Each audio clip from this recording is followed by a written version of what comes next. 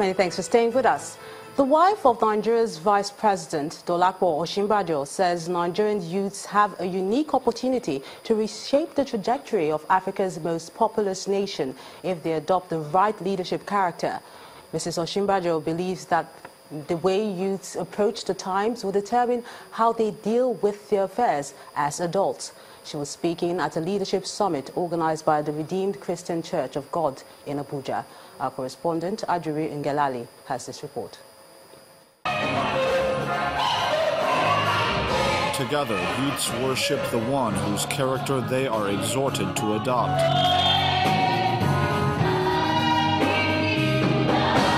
Wife of Nigeria's Vice President, Dolapo Osinbajo, reminds Nigerian youths that one day people will examine their record, which is determined today. My husband tells me of a story of when he was in school, that when he would greet the teachers, he would bow. And when it was time for them to choose who would go on this field trip, the professors, they said, that young man that bows, they didn't even know his name. Former Education Minister Obi Ezekwesili challenges youths to decide who they will be today for the sake of tomorrow's Nigeria.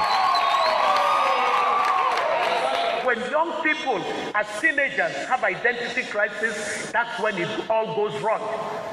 So they will go through life confused, always looking for something that's not lost. There's nothing lost in you. The event's organizer empathizes with the plight of youths but encourages them.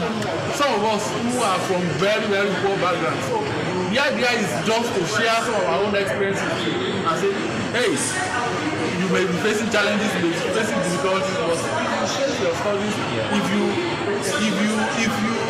believe in yourself, you work hard, you are going to make it. The present matters in future considerations, with participants made to appreciate that Nigeria's future lies in the hands of today's most impressionable. Ajuri Ngelale, Channels Television News. Transforming a city into a mega city is not just the role of the government, but the people. And that is why the Lagos state government has promised to launch the Cleaner Lagos initiative to make the environment cleaner, safer and healthier. In this next report, our correspondent, Victoria Ido, goes round some of the areas in Lagos to see what the situation looks like now. About 13,000 metric tons of waste is said to be generated in the city of Lagos daily. The Lagos State Waste Management Agency claims a huge amount of solid waste is in form of paper, plastic, food and other materials. But where do all these wastes come from? Several months ago, I was at this same spot talking about how important it is for us to take care of our environment and our waste. Now, there was a heap of refuse here at that time, but as you can see, it is really... Somebody just threw his refuse there. That probably answers the question of the source of the waste, but it does not answer the question of why people dump their waste by the roadsides. I've not been able to provide them with enough bins or dino bins or places where they can put the dirt. They cannot leave the dirt in their house. So they must find a channel to get it out. So blame comes back to government. Right here, the ever-busy Ojuelegba, where this sign prohibits dumping of refuse, people do not only flout the rule, but go on to relieve themselves by the roadside. Keeping our environment clean is not only for the good of the society, but also for our health. Our environment tells a lot about us, and it tells a lot about our health as well. So if we have dirt everywhere, we have cholera infection, we have H. pylori infection, we even have typhoid infection. Recently, the international financial watchdog, The Economist, ranked Lagos as the world's second least livable city, and the environment is one of the reasons given. We took a trip to some other areas in Lagos mainland, and this is what we saw. Some of the the areas looked clean. But that's because the private sector refuse disposal operators swung into action, clearing the waste off the road.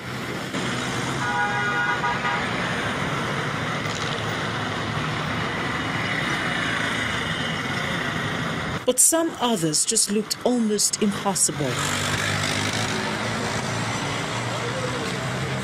When waste is moved from the streets, they're taken to the designated dump sites, which equally require urgent attention because of the deplorable state.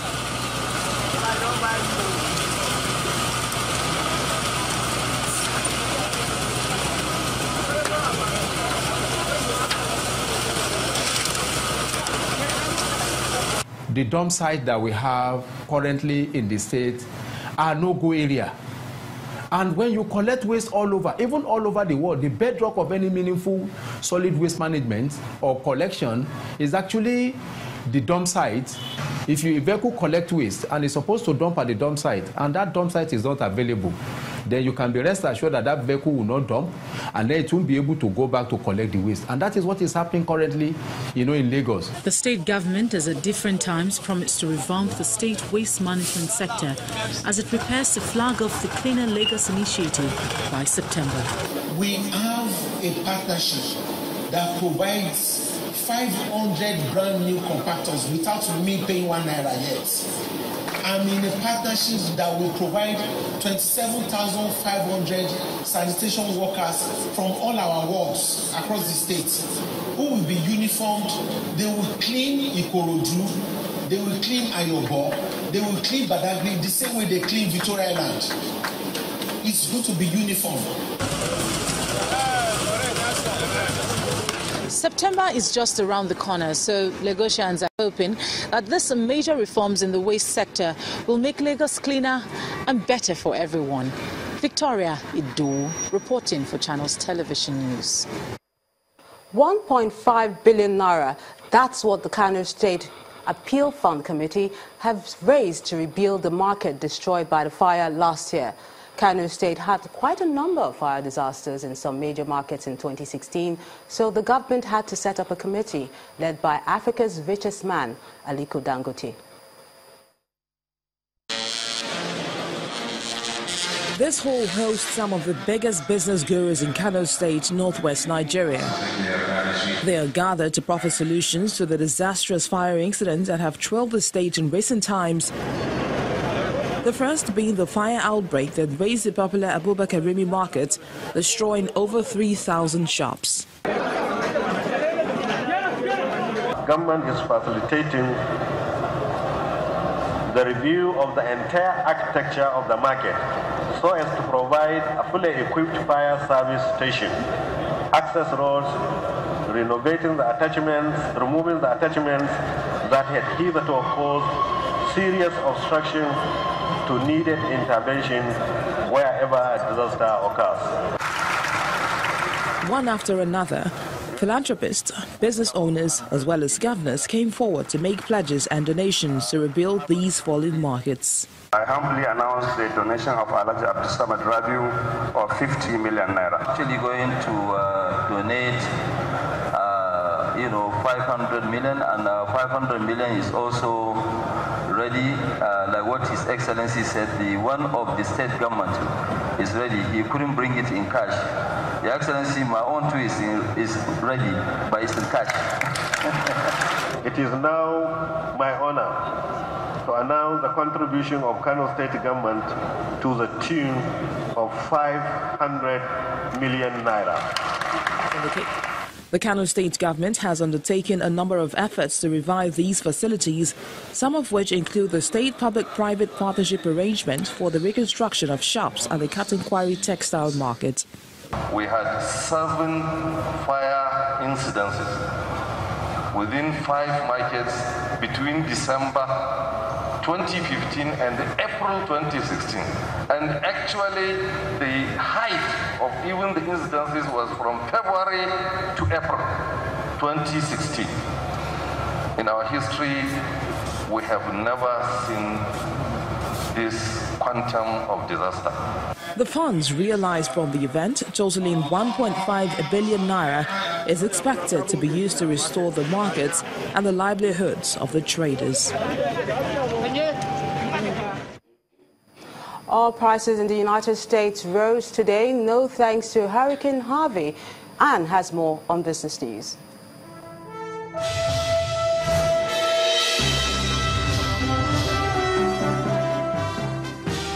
Thanks a lot, Melinda. Indeed, Hurricane Harvey didn't only affect residents, it also affected oil prices as U.S. prices rose by 0.93% to $47.87 a barrel today. Brent crude remained unchanged at $52.41 a barrel after Hurricane Harvey hit the U.S. state of Texas, which refines up to 5.6 million barrels of oil per day.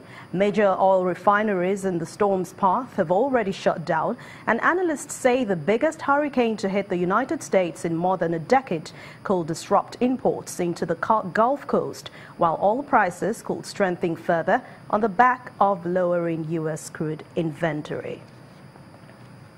As the stock market prepares for the final 4 sessions in August, equities ended the 4th trading day down by 0.74% after struggling between profit-taking and price recovery. The entire 4 trading sessions recorded more than 24.21 billion naira from 1.53 billion units of shares in 19,187 transactions. In sectoral performance, only the consumer goods and banking stocks posted gains, but they were overshadowed by dull performance from the industrial goods, oil and gas, and insurance sectors. The top 3 out of 22 gainers this week were Keverton, Dangote Flour, and UAC Properties. Double One PLC, formerly Mobil, and Kano topped 40 losers, while 99 equities remained unchanged. In the meantime, the Treasury bills market closed on a bullish note, with average yield contracting by 3 basis points to 18.55%. The upbeat momentum was driven by relative improvement in system liquidity, which of course spurred renewed interest at the short and the mid ends of the curve. The CBN will issue Treasury bills valued at 193.1 billion naira. That will happen next week. It comprises 26.14 billion naira for the 91-day, 62 billion naira for the 182-day bill, and 105 billion naira for the 364-day bill. Dealers expect investors in the secondary market to take a cue from the auction stop rates. And that's Business News for this week. Thank you so much for watching. I'm Anne Wawadu. The rest of the news at 10 continues now with Melinda.